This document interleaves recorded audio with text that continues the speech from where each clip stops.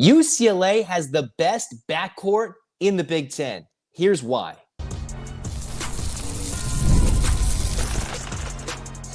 You are Locked On UCLA, your daily podcast on the UCLA Bruins. Part of the Locked On Podcast Network, your team every day. Welcome, everybody, back to this episode of the Locked On UCLA podcast. I'm your host, Zach Anderson Yoxheimer. Thanks for making this show your first listen each and every day. Once again, joined by Kris Johnson of those four letters. He does Here District, 1995 national champion. We will talk everything from UCLA's backcourt, how it competes in the Big Ten, NCAA tournament expansion. It's not happening this year. Is it good or bad for the sport? I think we both know our answers, but we'll talk about it. And we'll, of course, go through Kris's journey throughout his UCLA career. Lots of ups and downs with that. But this episode is brought to you by FanDuel. Right now, new customers get $150 in bonus bets when your first $5 bet wins. So, Kris, let's dive right into it. UCLA, the big addition of Donovan Dent, immediately puts them into, we're looking Elite Eight. We're looking Final Four aspirations with this team. But the Big Ten has a lot of good guards, namely Braden Smith. And I think that's where we start. The top dogs, Donovan Dent versus Braden Smith, Purdue's backcourt versus UCLA's backcourt. What are your thoughts as of two of the top competitors in the Big Ten? Well, I think that obviously Braden Smith has shown and demonstrated over the last couple of years that he is indeed, probably arguably one of the top 2 or 3 point guards in America.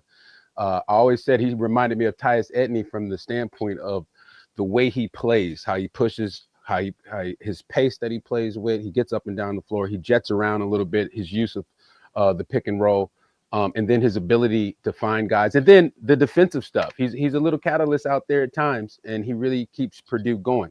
When you ask me, though, to kind of juxtapose Donovan Dent next to a Braden Smith, it's more, my opinion, I think Donovan Dent is in a different type of class as a player because of his ability to score. Averaging 20 points a game on in a major college level is not easy to do. His ability to draw the defense, his gravity. You saw last week, I don't know if you saw, Zach, but there was a video UCLA men's basketball posted of a pick and roll play, from practice. And it kind of demonstrates the conundrum, I guess, that a lot of defenses will be put in all year. When you have a vertical spacer like a Steven Jamerson or an Xavier Booker at the 4 or the 5, the lob threat becomes like another tool for your offensive flow. Donovan Dent, anytime he's going to get in the lane, and he's going to get in the lane, defenses have to pick their poison. Stay home with bigs, protect for the lob, or you might have a Daly Jr. or a Bilodeau right here. Bilodeau around 46% mid-range shooter last year, one of the top percentiles in the country. Daly Jr. around 37, 38% from 3. Pick your poison. I mean, think about it. You got that singular action is going to cause headaches for people. So for me, when I look at the other guards in the Big Ten, whether it be a Bruce Thornton or at Ohio State or Bennett Sturts at where's he at? Iowa. I look at who's around them, and I look and see what type of pieces they have.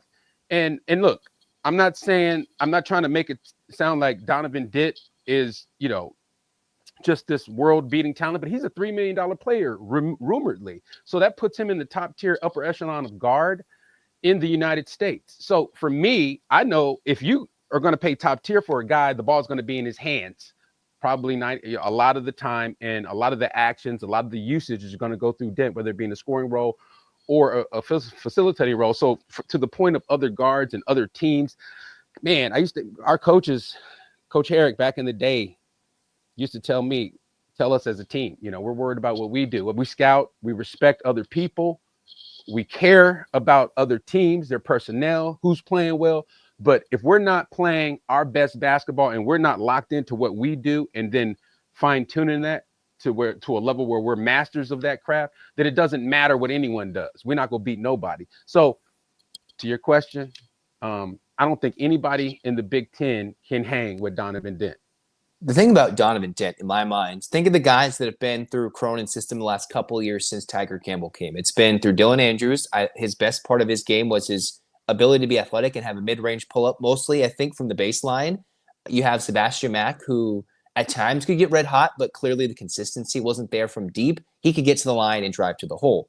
And then you bring in Sky Clark right now, who can shoot it. He didn't necessarily showcase that last season. It was more at the end of the year when he really started sniping it from downtown. And we saw that against Tennessee in snippets in the tournament game.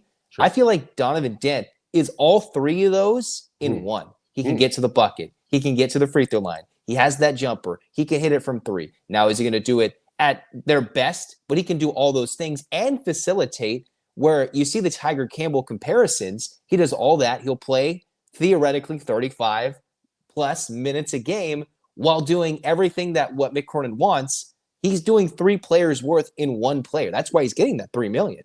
Yeah, and not only that, when you're talking about Mac and Andrews, and I'm just going to talk about them. They didn't play.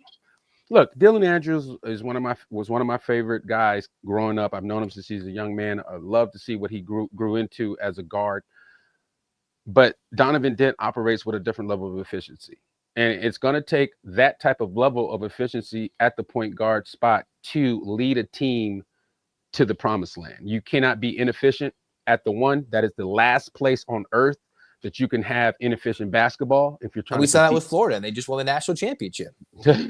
And you saw that Florida has, like, them type of cheat code type of dudes, like the forgot his name, the Martin, the Elijah Martin kid. You had Clayton, you had Aberdeen coming in.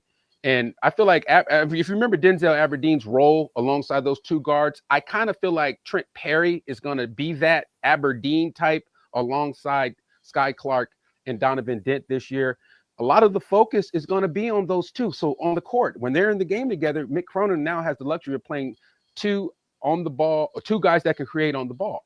And so now that means one guy can flourish off the ball. And so now that gives you more versatility as a coach to put him through offensive action. So Donovan Dent, move him over to the two, comes off now, moving, taking gravity, taking players off of DHOs, dribble handoff. So if you go left side to right side, Tyler Bilodeau slipping back over on this side. He's wide open. So you're going to get into a lot of plays. But see, it sounds easy, but you got to have a special kind of maestro at the point guard that can create offense without having plays called for him. And Donovan Dent is that dude.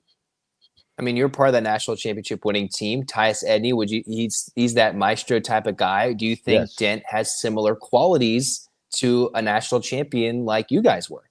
Well, what I say is Dent, and I was thinking about this earlier, when you think about one of our biggest problems the last 2 years at UCLA from our guard play, when we got a lead, we weren't able to hold leads. I think Donovan Dent, the player that he is, the pace that he plays with, and the efficiency that he plays with now, he will allow UCLA basketball to hold a lead. So if we get up in the first half, we may never relinquish that lead, because now offensively, we're going to play efficient basketball, high percentage basketball, because we have an elite floor general. So now play after play after play, you're going to minimize bad plays, empty possessions, bad shots. And now that's going to turn into good plays, full possessions, good shots, offensive rebounds, fouls, just great action. And this is the type of guy. And I'm telling you, it sounds crazy, but we're all basketball people. So that a really good point guard can be a destiny altering acquisition. And this is what this guy is. The big thing for Dent, too, you mentioned those leads. I think of Arizona a couple years ago, because there are days where a 25% three-point shooter might hit, like Sebastian Mack did that day in Tucson a couple of years ago, hit like 5 in the first half. You get up 19. Sure. Even the wins UCLA had out of the Western time zone, out of the Mountain time zone, Northwestern, and against Indiana, they still had to scrap and claw with games they largely controlled and had to hold on in the final minute and somewhat get some helpful calls. Wasn't it like a technical foul against Indiana or something? And then against Northwestern, it was like a slap of the hand that went UCLA's way. Those are games they should have controlled. And they had the lead. Like, it didn't need to come down to that. And to your point, think about the other games where UCLA was in or had leads. North Carolina last year. North Carolina is only in the tournament because they beat UCLA in New York, and UCLA was kicking their butts. Thanks for reminding me, man. No, but that's the point. So these couple of games that you're talking about, games that we win, games we drop, it affects our seeding. it affects our life, our postseason life. Now, instead of going wherever we went last year, we might be a little closer to Spokane, Washington or something in the first round, or, wherever And you play Tennessee in the Sweet 16 or the Elite Eight. You give Cronin 4 days to coach him up as opposed to one night with limited sleep. And I think I trust Cronin in that. But see, here's my thing. But that's why you go out and you spend on a guy like a Donovan Dent. I think it's wonderful that there's a pre-existing relationship. So his transition to the UCLA culture is going to be seamless. We have a history with guys from his high school. His high school coach, Josh Giles, played with Tracy Murray in high school, UCLA legend, all-time, great at UCLA, the second 50, 40, 80 guy in UCLA history behind Reggie Miller. So my point is, you have like this perfect storm of things going on. Your point guard is an LA guy, and I'm big on this LA stuff, so I'm just going to break this down. You got an LA guy as a point guard. You got an LA guy coming in as your 5. So your 2 most potent positions, important positions, I'll put it like that. You have, and this is my LA guy point, you have guys from that understand what the UCLA deal is about, that probably going to play with an extra sense of pride, an extra level of like, I need to represent. So, and this is college. So this stuff still exists on that level. Things like that still matter. And I'm excited to see how they're going to all put it together. Last thing, this thing think about this. UCLA now has the luxury of Mick Cronin playing a 3-guard lineup, right? You could actually go Sky Clark, Donovan Dent, and Trent Perry with like a Daly or a Bilodeau or a Booker, or you can go small or you can go big, but you have an opportunity to go 3 ball handlers, 3 high-level shooters, 3 high-level creators, okay? I think that is going to be dynamic. You haven't seen, we saw that. I'm dating myself. This is my era, but like I was young. I was back in the day, Illinois with D. Brown, Darren Williams, and Luther Head. I think this 3-guard phenomenon, Coach Cronin needs to go ahead and explore and see what's going on. Yeah, just in spurts, not to start, Zach, but just, in spurts. Yeah, absolutely. The creativity, Cronin, we'll find how creative Cronin is. All right. Yeah. If he's still going to be hard-headed and not want to be creative, then that's a knock on him. With this lineup, for the most part, without a Daimara, it takes away full creativity, obviously, with him transferring to Michigan. But when it comes to the backcourt, the ability with Bilodeau and Daly, they've played big. They can play small. They can really be interchangeable parts. Not to start, as you mentioned, but they can certainly be a group that's, hey, we can adjust to the small mid-majors, the small power teams, or we can go big and hopefully compete. And the worry, and maybe not the worry, but the biggest X factor, which we talked about, can the Bruins play big? And to your LA point, UCLA, even though we're in this transfer portal era, home still means something. So even if they only play home once, this is where those guys are finishing off. They're older, they're mature, and they get to play in front of home, all right? I know it's fun to go play in New Mexico. It's another thing when you're packing out Pauley. And I know UCLA made it to the Final Four, but that was COVID era. Not that takes away anything. Sure. But the last time Pauley was packed out was when Lonzo Ball was in town. A local-ish guy, the excitement, they're clicking at all cylinders. That's the type of energy we want to see in Pauley Pavilion. A high-seeded team rocking it. And that's what we'll talk about as the season progresses. Speaking about progressing, they've been progressing towards maybe NCAA tournament expansion. I think, I'm not going to speak for you, Chris, I think it's a terrible idea, but it might end up happening anyway. How might that help UCLA or hurt them based on what's happened in previous tournaments with this first 4? We'll talk about that next on Locked On UCLA.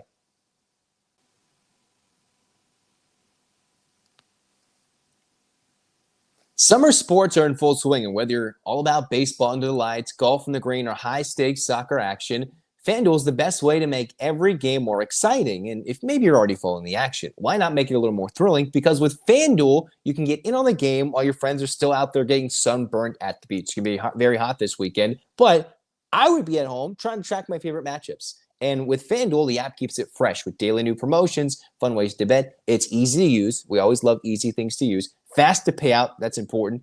And the regular season games, maybe you're not a baseball fan, but it feels like must-watch events throughout with FanDuel. And if you're new to FanDuel, new customers can get $5 and get $150 in bonus bets if your first bet wins. Open the FanDuel app today or visit FanDuel.com to get started.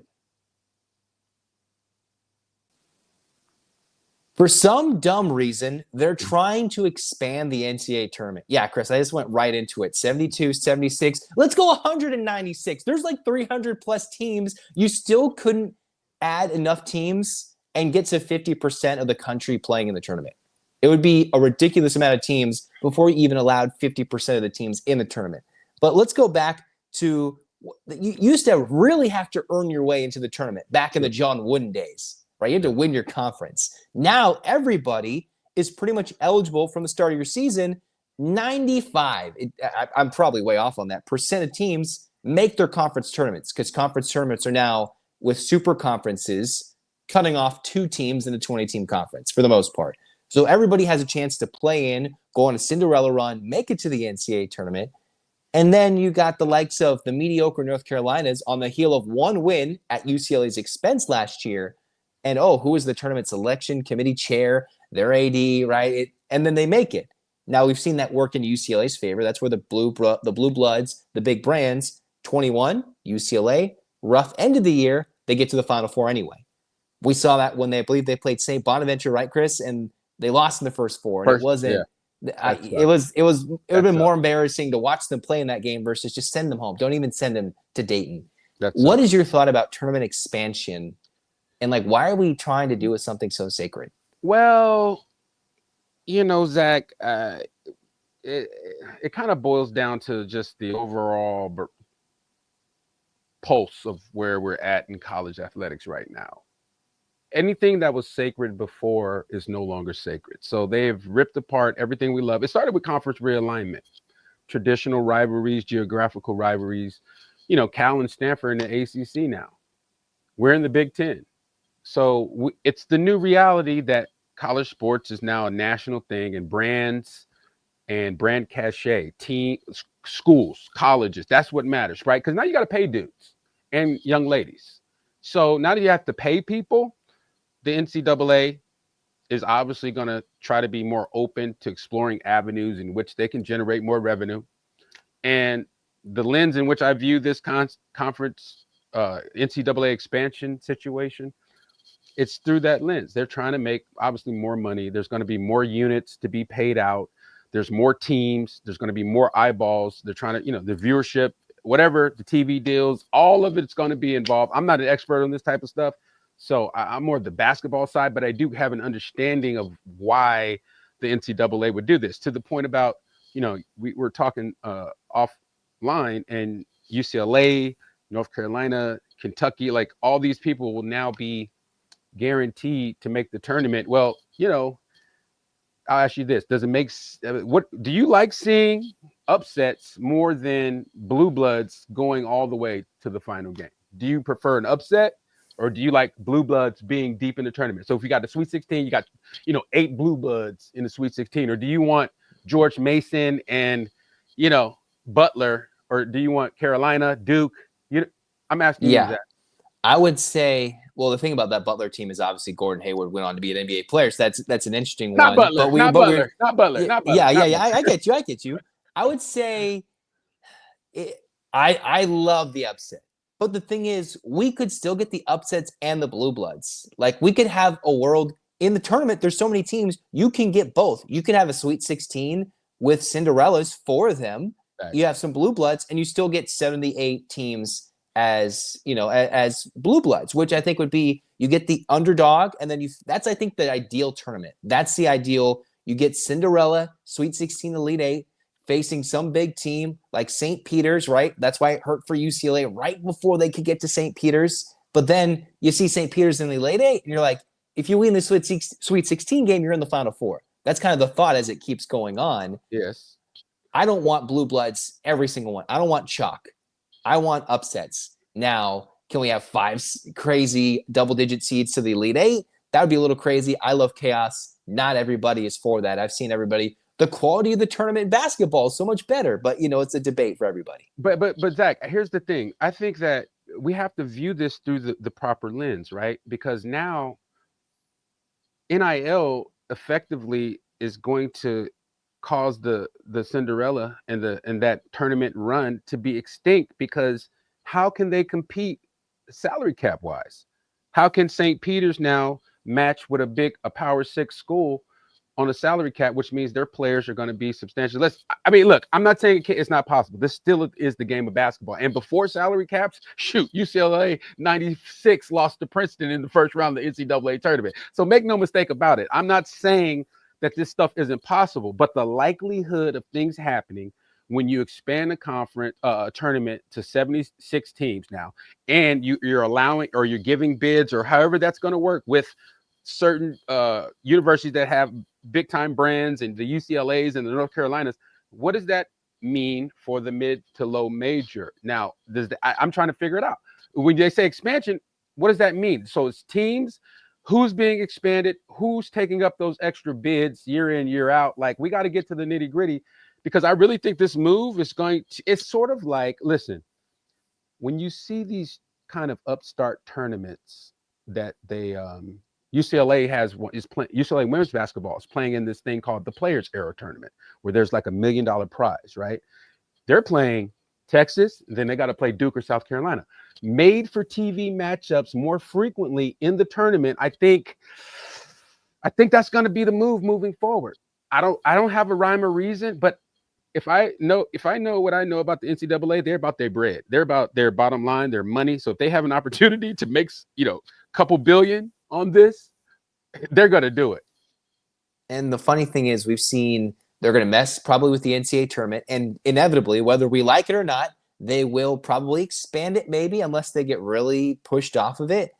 And that's going to lead to 4 to 8 more teams. And I think realistically, I can confidently say UCLA, any other blue bloods, if they're decently mediocre, like North Carolina was, sure, you will always be in the conversation. So that's a good thing if you want to see UCLA in the tournament, maybe go on a run.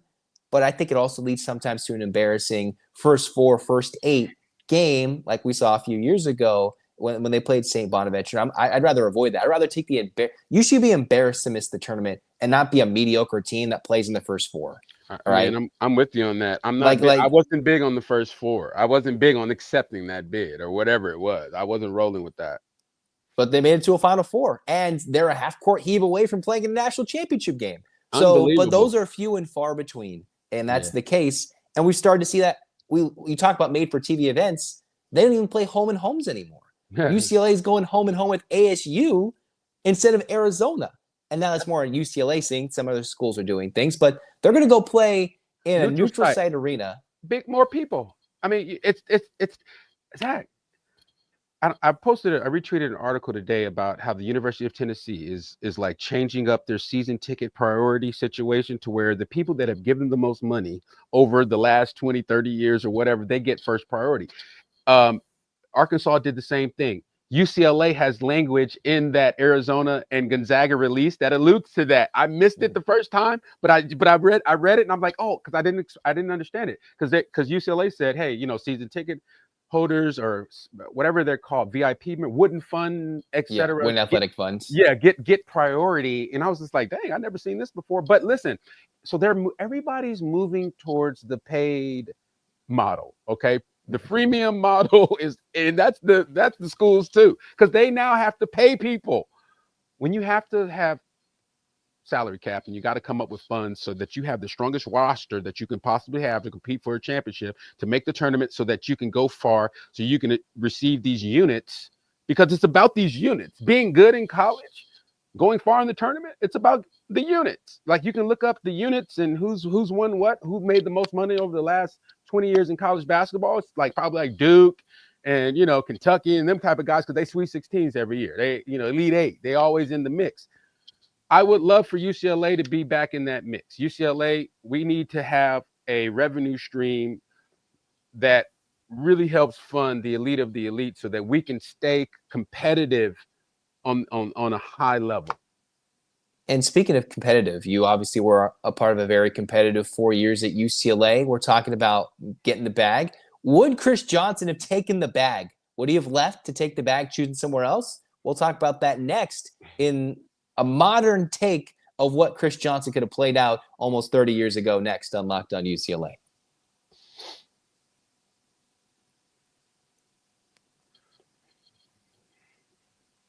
So today's day and age in college basketball, you deal with guys who are probably not going to be there 4 years.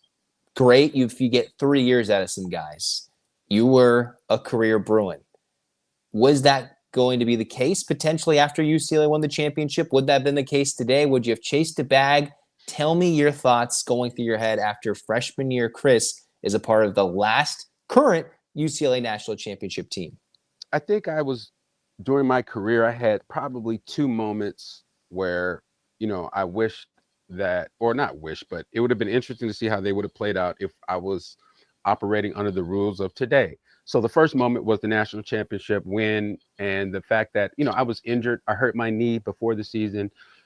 I went into the season, brought myself all the way back, was in the rotation in preseason, and then developed the bone fracture. So this is my freshman year. So then I was out again and then relegated to the bench and decided to cheer on and support my teammates and just kind of go along for the ride.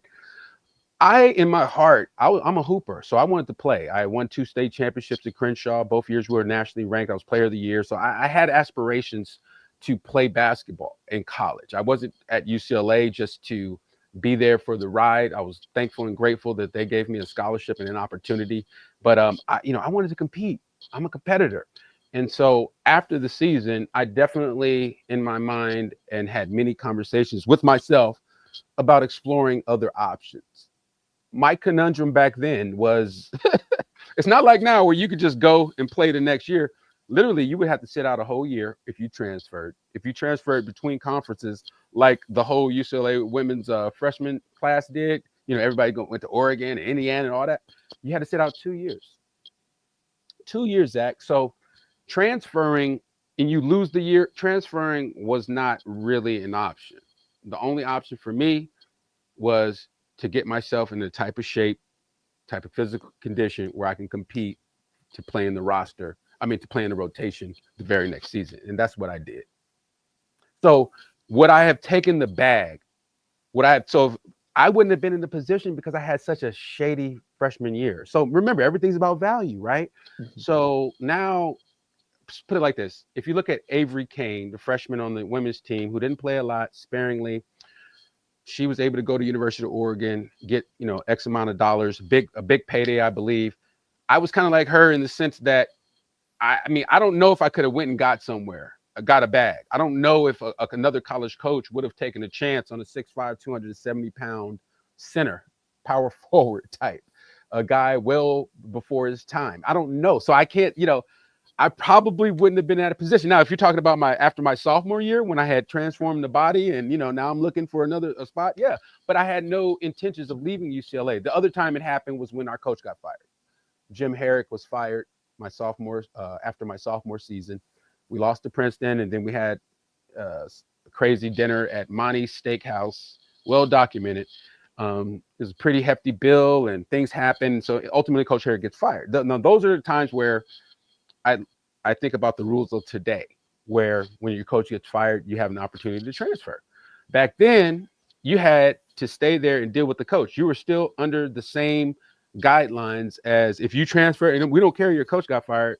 If you transfer, you still got to sit out a year. You're going to lose the year, period. So once again, I really didn't.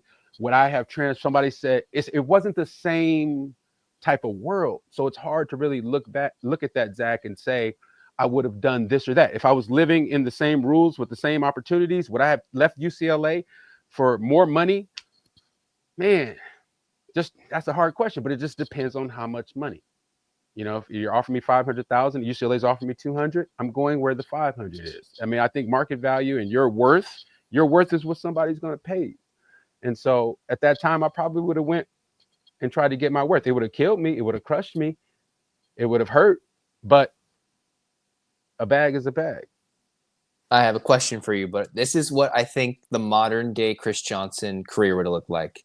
I think you play – because we see players on the championship team all the time. It's like you probably next year you're going to make that take the step up and have an opportunity. Guys leave, ladies leave before they take that opportunity. They don't get in shape at their school now. They leave, which is going to lead me to my question in a moment. This is where I think this is like a bizarre universe. Bear with me. You can laugh at it. No, I love it. Okay, so national champion. You're happy. Cool.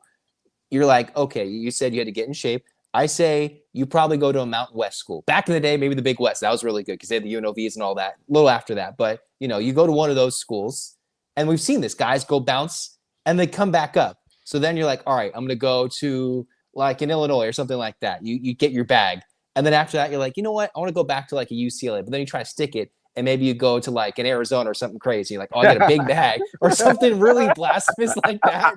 And you're like, oh my God. And it's just like, this is so crazy. Yeah, it's true, though. Because that's what happens. That's exactly what happens nowadays, right? I know. You see players go across town like all it ain't the time. nothing. Like it ain't nothing. See, that was the thing, Zach. Back then, there was something inside of me that viewed, a rival with more disdain and loathe. And, I had real feelings towards the rivals. I couldn't go over there. I don't care how much, I couldn't go to SC, man. I couldn't go to Oregon. I couldn't do those things. They can do that so easily now. And that's something that's been lost for better or for worse for the game. I'm not sure.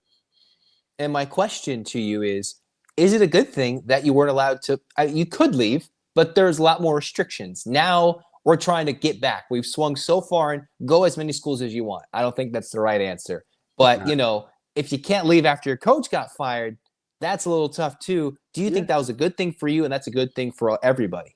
No, I don't think it's a good thing that you can't leave after your coach gets fired. I think that when your coach gets fired, that fundamentally changes everything for you, your career path, your journey. The reason why you came to the school. The head coach is a father figure of sorts, a mother figure if you have a female head coach. Whatever it is, you put your trust into that person as a 17, 18, 19-year-old, and you thought that they were going to take you to the next level, to another level as a young man, as a student, as a young man or young woman, as a basketball player, as a student, as everything. That is like your most formidable time. So now I got to deal with somebody that I really don't know.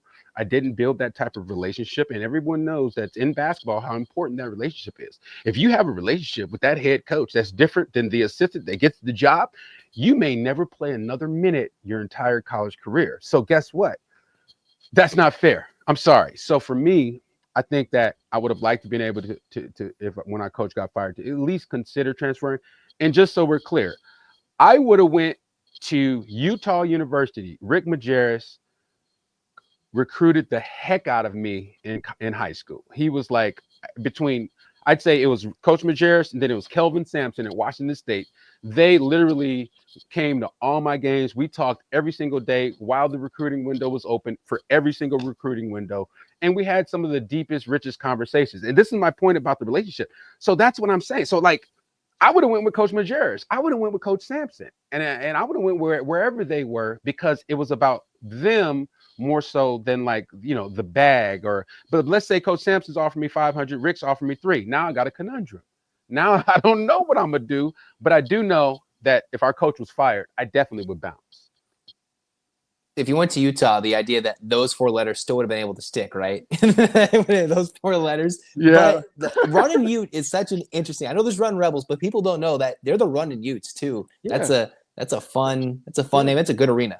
The Utah thing is amazing. They are really sports heavy out there, so they really like are locked in from them dudes or them kids are young, so they grow up in like a whole athletic system that is producing pretty good athletes. Well, UCLA's produced quite a few, including Kris Johnson, who we are glad to have on, 1995 national champion. His path did not follow my bizarro path. Did you like my path? That seemed like a realistic path. I like it a lot. I think you should do more of that. We need to open up our conversations. That's how you do it, Zach. We'll just come up with scenarios that don't exist. Yeah, the tournament, going back down to 30 teams and being like super champions. But, we're not going backwards. We're going elsewhere. But yes, I'm glad you won't be going elsewhere. We'll have you on next week, I believe. And thanks for coming on again. Let's get those hands up. 8 clap time. Let's see if we can do a little better this time. We're gonna do hold on. Let me hold on. Okay. Hey. All right, you lead it. You lead it. You lead. I'm not leading. I'm not leading. All right, and 1, 2, 3, 4, 5, 6, 7, 8. You see. I messed up. UCLA. I always mess up right there. All right, it's all good. We'll get that down. We will get that down. Kris Johnson, you can see him. Go check out those 4 letters. He's got his own YouTube channel, his own Substack. He's got even more in-depth analysis about UCLA men's and women's hoops. And hey, check out Twitter. We might have to debate who's the biggest and baddest UCLA defender. I saw that Twitter debate We'll have to talk about that soon. And he's on Here District with his father talking Milwaukee Bucks. And he's a UCLA Bruin. Appreciate you, Kris. Thank you, Zach. Always a All right. pleasure. This has been Locked On UCLA. Zach signing off. Go Bruins.